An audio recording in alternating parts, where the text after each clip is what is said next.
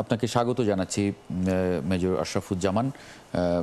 Thank you যুক্ত হবার জন্য ৭১ জার্নালে। এই যে ৬টি দেশে ইসরায়েল হামলা করে বসলো, তার মধ্যে একটি কাতার আমেরিকার সঙ্গে খুবই মানে স্ট্র্যাটেজিক একটা সম্পর্ক মেনটেন করে। সেই জায়গায় এই হামলা এগুলো আসলে আন্তর্জাতিক রাজনীতিতে কি প্রভাব পড়ছে বা ফেলছে? আসসালামু আলাইকুম, আপনাকে মোবারকবাদ আমাকে যুক্ত করার জন্য। এবং আপনার প্রতিবেদনটা, কাতার আক্রমণের যে প্রতিবেদনটা হলো, এটা খুব সুন্দর একটা প্রতিবেদন হয়েছে। এবং ৭২ ঘন্টায় ৬টা দেশ ইসরায়েল আক্রমণ করেছে। তবে তার আগে একটু স্মরণ করি যে আজকে হচ্ছে সেপ্টেম্বর মাসের ১১ তারিখ। এই দিনে নিউ ইয়র্কের টুইন টাওয়ার হামলার মাধ্যমে যে আল কায়দা কর্তৃক যে আক্রমণ করা হয়, সেটার ফলে আন্তর্জাতিক সম্পর্ক পুনর্বিন্যস্ত হয় এবং টেররিস্ট অ্যাটাককে মোটামুটি ঢালাওভাবে মুসলিম টেররিস্ট হিসাবে আখ্যায়িত করা হয়। এবং সেই সময়ে আমাদের বাংলাদেশকে বেশ ভালো মাসুল দিতে হয়েছে, কারণ এই অঞ্চলের মোটামুটি কিছুটা আপনি বলতে পারেন বাংলাদেশকে ভারতের চোখ দিয়ে দেখা শুরু হয়। সুতরাং এটা আমাদের জন্য স্ট্র্যাটেজিক সেটব্যাক। তো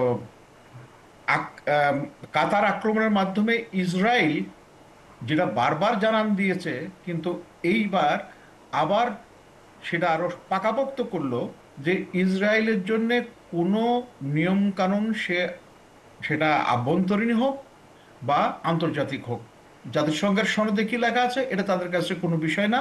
তারা যেটা মনে করে সেটাই সঠিক। এবং এই ধরনের কাজের জন্য আমেরিকার পূর্ণ সম্মতি থাকে। কিন্তু আমেরিকান প্রেসিডেন্ট বা অন্যান্য অফিসিয়াল ইতিপূর্বে এবং এখনো ওই একইভাবে মানে বলে না, উই কন্ডেম ইট। কিন্তু কন্ডেম করার করে পরিস্থিতির কোনো উন্নতি হচ্ছে না। এখন কাতারে ওই অঞ্চলের মধ্যে সেন্ট্রাল কমান্ড যেটা আমেরিকার, সেটার হেডকোয়ার্টার। এবং আপনার প্রতিবেদনে উঠে আসছে যেটা ৩৫ কিলোমিটার দূরে। আপনার মনে আছে এখানে ইরানও হামলা করেছিল, মিসাইল হামলা করেছিল। জি। জি জি। তো এখন এটার যেটা সবচেয়ে দুর্বল দিক হচ্ছে, এই প্রথমবারের মতো আরব দেশগুলো যেন একটু নড়ে চড়ে বসেছে। আমি স্মরণ করাই দিচ্ছি যে বর্তমান আমেরিকান প্রেসিডেন্ট উনি যখন সৌদি আরব, আরব আমিরাত এবং কাতার সফর করতে আসছিলেন কিছুদিন আগে, তখন কাতারেই আমির তাকে একটা বোয়িং বিমান উপহার দেয়। হ্যাঁ, এবং $১২০০ বিলিয়ন একটা মানে আমেরিকাতে তারা বিনিয়োগ, ওই সময় বিনিয়োগ চুক্তি হয়েছিল। কিন্তু আপনি যেটা বলছেন যে এই ইসরায়েল কিন্তু হামলাটা করেছে সৌদি আরবের উপর দিয়ে, মানে ক্ষেপণাস্ত্রগুলো তো সৌদি আরবকে পার করে আসতে হয়েছে। মানে সেখানে কি কোনো মানে এটাকে কিভাবে ব্যাখ্যা করবেন আসলে? আচ্ছা, আমি এই জায়গাটায় আসছি। এখন হচ্ছে কি জানেন, যে আরব দেশগুলো তাদের সম্পদ আছে এবং এই সম্পদের একটা বড় বিনিয়োগের তাদের গন্তব্য হচ্ছে আমেরিকা এবং হচ্ছে ব্রিটেন।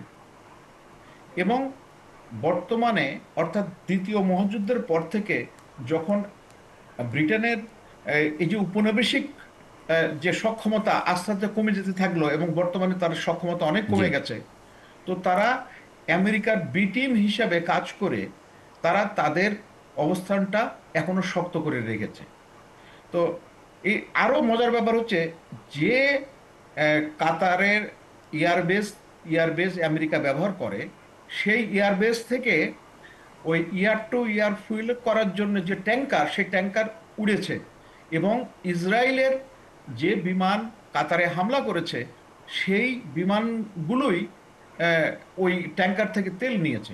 আপনি চিন্তা করেন কি অবস্থা, মানে যে ডবল স্ট্যান্ডার্ড যে হ্যাঁ, কি ধরনের হতে পারে। ফয়েজ আহমদ কোনো প্রশ্ন বা যদি? আমি একটু মানে বুঝতে চাই যে এই যে নতুন করে একটা হলো এখন ৬টা দেশে একসঙ্গে, এটার আফটারম্যাথ কি হতে পারে এবং আমাদের মতো দেশগুলিতে এর কি ধরনের প্রভাব পড়তে পারে, বিশেষ করে আমাদের দ্রব্যমূল্য বা নানান কিছুতে যেটা হয় যে এরকম একটা যুদ্ধ পরিস্থিতি হলে একটা বড় ধরনের প্রভাব তৈরি হয়, সেটার জন্য আমাদের কোনো আশঙ্কা তৈরি এবং হবে না? ওখান থেকে তো আমাদের তেলের একটা আচ্ছা, আমি জি একটু এই জায়গায় বলি, এইটা এখনো লোকালাইজড আছে এবং আহ, ওখানে বলা হচ্ছে যে 5 জন মারা গেছে, কিন্তু কারা কারা এই গেছে সেইভাবে শনাক্ত করা হয়নি, এবং তাদের জানাজা আজকে হওয়ার কথা, তাদের কাতারে তাদের দাফন হওয়ার কথা। আর এই কাতারে একটা একটা বড় ধরনের ইসলামিক দেশগুলোর সম্মেলন ডাকা হয়েছে, যেটা রবি এবং সোমবারে। এটা কিভাবে মোকাবেলা করবে সেটা তারা ঠিক করার চেষ্টা করছে। এখন আমার কাছে মনে হচ্ছে এই আক্রমণের একটা একটু পজিটিভ সাইড যেটা আমি দেখি, সেটা হচ্ছে এটা খুব বিস্তৃত হওয়ার সম্ভাবনা খুব একটা দেখা যাচ্ছে না।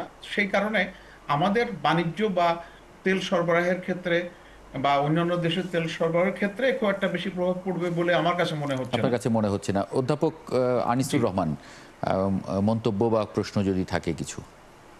জি, আপনি জানেন মেজর জামান আছেন এখানে, নিরাপত্তা নিয়ে কাজ করেন। আমি ইন্টারন্যাশনাল রিলেশনের অনেকগুলা দিক নিয়ে কাজ করি এবং জি বেসিক্যালি আমার রিসার্চের ফোকাস হচ্ছে আইআর, ইন্টারন্যাশনাল রিলেশনের ফোকাস। জি রিসেন্টলি আমি পিএইচডি করেছি এই বিষয়গুলো নিয়ে। আমি যেটা বলতে চাই যে এখানে একটা নেগোসিয়েশন হচ্ছিল কাতারকে কেন্দ্র। Qatar is a good player in the Middle Eastern crisis, because Afghanistan থেকে যখন আপনার ইউএস আর্মি চলে গেল, এটা কিন্তু মিডিয়েটর ছিল, তালেবান গভর্নমেন্টের সাথে মিডিয়েটর ছিল কাতার। এখন গাজার যে নৃশংস হত্যাকাণ্ড, এবং এটা পৃথিবীর ইতিহাসের সকল হত্যাকাণ্ডকে ছাড়িয়ে গেছে। শিশু নারীকে নির্বিচারে হত্যা করা হচ্ছে, যুবক বৃদ্ধ, মানে মানবতার একটা সংকট তৈরি হয়েছে গাজায়। এবং এই গাজার যে সংকটটা, এটা সলিউশনের জন্য কাতারের একটা রোল প্লে করার চেষ্টা করছে এখন। এবং সেখানেই ইসরায়েলের মূলত বাধা, যে কাতার যাতে করে নিগোশিয়েটিং কোনো রোল প্লে করার জন্য সামনে না আসে। এজন্য আপনার হলো যে এই ধরনের হামলা চালাচ্ছে ইসরায়েল। ইসরায়েলের বর্বরতা মধ্যপ্রাচ্যে এটা চলবে আরো কন্টিনিউয়াসলি। আপনার ছোট ছোট বৃহৎ পরিসরে এই কন্টিনিউয়াসলি চলবে, বিকজ অফ মিডল ইস্টের থিওরিটিক্যাল যদি আপনি দেখেন, 3টা বিষয় মিডল ইস্ট কান্ট্রিগুলোতে নাই। একটা হলো উন্নত অস্ত্র নাই, উন্নত জ্ঞান নাই, আর হলো যে আপনার উন্নত অর্থনীতি নাই। অর্থনীতি মোটামুটি ধরেন আছে, কিন্তু ইন্টারন্যাশনাল পলিসি মেকিং এর 3টা ইন্টার কানেক্টেড। আপনার যদি উন্নত অস্ত্র থাকে, তাহলে আর উন্নত জ্ঞান থাকে, উন্নত অর্থনীতি থাকে, তাহলে আপনি ডমিনেন্ট ডিসকোর্স তৈরি করতে পারবেন। মিডল ইস্টের কান্ট্রিগুলোর মধ্যে শুধুমাত্র ইরান এবং টার্কির, এই দুটো দেশের মধ্যে এই 3টা বিষয়ের মোটামুটি একটা উপস্থিতি আছে। বাট মিডল ইস্টে আরো সবচেয়ে বড় ক্রাইসিস, যেটা মিডল ইস্টের আরব কান্ট্রিগুলো শিয়া এবং সুন্নি কনফ্লিক্ট আছে। আর তুরস্ক কিন্তু মিডল ইস্টের কান্ট্রি না, তুরস্ক এটা টার্কিদের অন্য একটা এথনিক এন্টিটি। এবং আপনি যদি দেখেন যে ইরান এটাও আরেকটা এথনিক এন্টিটি। সুতরাং মধ্যপ্রাচ্যের রাষ্ট্রগুলোর মধ্যে এই আপনার অর্থনৈতিক সক্ষমতা রয়েছে, কিন্তু আপনার ওদের সিকিউরিটি সক্ষমতা নাই। They have no strong weapon, they have no their own security system. সুতরাং এইগুলো মধ্যপ্রাচ্যের সংকটের জন্য প্রত্যেকটা অন্তরায়। যে ক্ষেত্রে আপনার ইসরায়েলের ক্ষেত্রে কিন্তু আমরা ইরান এবং ইসরায়েলের যুদ্ধের মধ্যে দেখেছি যে প্রথম মেটেরিয়ালিস্ট একটা সমাজ ব্যবস্থাকে ভেঙে দিয়েছিল ইরান, এবং ইরানের কাছে কিন্তু যুদ্ধ বিরতি নিতে এই যে বাধ্য হয়েছিল। রবিবার বা সোমবারে যে সম্মেলন ডাকার কথা শোনা যাচ্ছে, মানে সেখানে কিছু আশা করেন? না, প্রত্যেকটি সম্মেলনের মধ্যে আপনার হলো নিগোশিয়েটিং একটা রোল প্লে করার চেষ্টা করে কাতার। মানে আপনার হলো যে এখানে ধরেন গাজাতে তো মানবাধিকার সংকট, খাদ্যের সংকট, চিকিৎসা নাই। সুতরাং যুদ্ধ এখন ফ্যাক্টর না, যুদ্ধটা চলছে কন্টিনিউয়াসলি, কিন্তু মানুষকে কিভাবে সেভ করা যায়, মোটামুটি এই ধরনের বিষয়গুলো নিগোশিয়েট হওয়ার সম্ভাবনা ছিল। কিন্তু ইসরায়েল যেটা করছে সেটা হলো যে খাদ্য দেওয়া যাবে না গাজাতে, মানে তাদেরকে অনাহারে সেখানে মেরে ফেলবো। মানে যুদ্ধের চেয়েও ভয়াবহতা হচ্ছে মানুষের পেটের ক্ষুধা। ক্ষুধা কিন্তু মানে আপনার সরাসরি যুদ্ধ ওয়েপন দিয়ে মানুষকে মেরে ফেললে শেষ, বাট আপনি তিলে তিলে মানুষকে ঠিক অনাহারে দিয়ে মেরে ফেলবেন, এটা কিন্তু বিশাল কিছু। এবং এই নিগোশিয়েট গুলো হওয়ার চেষ্টা হচ্ছিল কাতারকে কেন্দ্র করে, বাট এটা সেটাই থামানোর হয়তো চেষ্টা। ফয়েজ আহমদ, যদি কোনো প্রশ্ন না না, থাকে এখানে তাহলে। একটা বিষয় আমি একটু জানতে চাই। উনি যেহেতু এই বিষয়টা নিয়ে গবেষণা করেন, যে ইভেন এই আলোচনাটা আমাদের আলোচনায় যেটা আসলো, যে এমন এক দিনে বা এমন এক সময় আমরা এই আলোচনাটা করছি যখন 1/11 খুব প্রাসঙ্গিক হয়ে উঠেছে। সেই জায়গা থেকে যদি বলি যে আবার সেই ওয়ার অ্যান্ড টেররের যেটা পলিসি থেকে আমরা সমগ্র দুনিয়া থেকে বের হয়ে আসতে দেখছি, সেটা কি এই সমস্ত ঘটনার মধ্য দিয়ে আবার একটা নতুন করে কোনো আসতে পারে কিনা, ফিরে আসার সম্ভাবনা তৈরি হয় কিনা? আপনার 1990 সালে আমেরিকা ডিক্লেয়ার করেছিল যে এটা হলো যে একটা ইউনিপোলার ওয়ার্ল্ড, এবং এই আপনি দেখবেন যে 90 সালের পরে মুসলিম বিশ্বের যে সমস্ত রাজনীতিটা ছিল, এখানে কিন্তু আমেরিকা ইসলাম এবং ডানপন্থী রাজনীতিদেরকে প্রমোট করেছে। আপনি 2000 সালের পরে ওদের এই ফরেন পলিসি ডাইমেনশনে একটা চেঞ্জ এসেছে, সেটা হলো মুসলিম বিশ্বকে ওয়ার অ্যান্ড টেরর দিয়ে প্রজেকশন করা হয়েছে। মুসলিম মানে হচ্ছে টেরোরিস্ট সিম্বল অফ মুসলিম, যেটা দাড়ি টুপিকে বলা হয়েছে, এটা তালেবানদের একটা চিত্র, এবং এটা করে কিন্তু এই যে সন্ত্রাসীর বিরুদ্ধে যুদ্ধ করতে গিয়ে তারা আফগানিস্তান এবং ইরাকে কিন্তু আপনার অ্যাটাক করেছে। কিন্তু এখন আপনার মুসলিম বিশ্বের মধ্যে আপনার বেশ কিছু পোলারাইজেশন হচ্ছে। পোলারাইজেশন ইন এ সেন্স, আপনার 1990 কিন্তু চায়না রাইজিং ছিল না, এখন চায়না রাইজিং। এখন রাশিয়া, আগে 1990 রাশিয়া নাই, রাশিয়া রাইজিং।